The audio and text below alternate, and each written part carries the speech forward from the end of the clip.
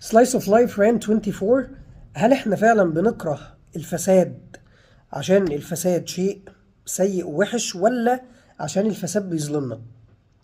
امثله كتيره جدا بنشوفها في مواقف مختلفه ومجالات مختلفه في الحياه، بيخلي الواحد دايما يحس ان انت مش كاره الفساد لكرهك للفساد، انت كاره عشان انت الشخص اللي مظلوم، عشان انت الشخص اللي الفساد بيطبق عليه.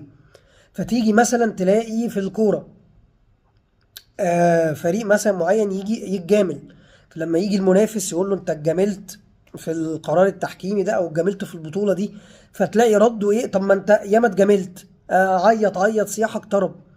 فتبدا تيجي تبص تقول له طيب يبقى في الحاله دي خليك فاكر كلامك ده، عشان لما اجي اتجامل بعد كده ما تجيش تقول لي فساد. يبقى كده نرتضي احنا الاتنين ان انت هتتجامل مره وانا هتجامل مره وخلاص، ما حدش يجي يزعل.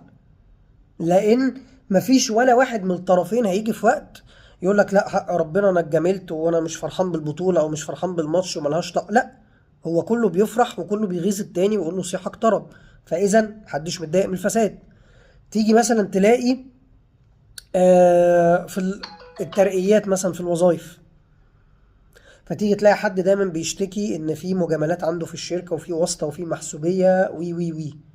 لكن هو لو جه في وقت جه مدير جديد هو اتصاحب عليه، والمدير ده جه قال له انا هرقيك عشان انت صاحبي او عشان انت حبيبي، ويبقى في حد كوف اكتر منه، هتلاقي الشخص اللي كان على طول بيشتكي انه مظلوم هيحصل حاجتين: لا اما هيبدأ هو يردد الكلام اللي كان اللي بيتجامل بيقوله، فهيبدأ يقول لك لا على فكرة انا استاهل وانا احسن واحد وانا اجمد واحد وانا الوحيد اللي فاهم في الشغل.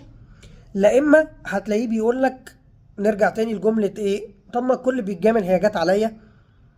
فاذا انت ما فكرتش فيها ان فلوسك ممكن تبقى حرام، ان انت ما تستاهلش، ضميرك ما وجعكش زي ما انت كنت بتتساءل على الشخص اللي بيترقى بالواسطه وتقول هو ضميره ما بيوجعوش ازاي، هو ازاي بيجيله قلب ينام بالليل؟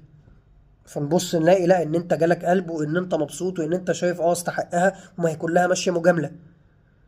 نفس الحكايه تلاقي مثلا موظفين الحكومه، يا عم ما كلها ماشيه رشاوي من تحت الترابيزه.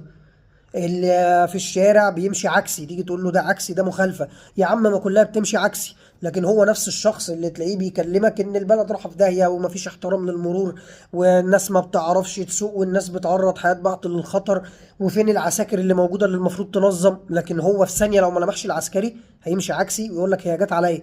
فالخلاصه ان احنا ما نبقاش منافقين، خلاص يا جماعه نرتضي كلنا ان لا احنا ما عندناش مشكله من الفوضى والفساد، بس المهم انها تخدمني في الاخر وخلاص.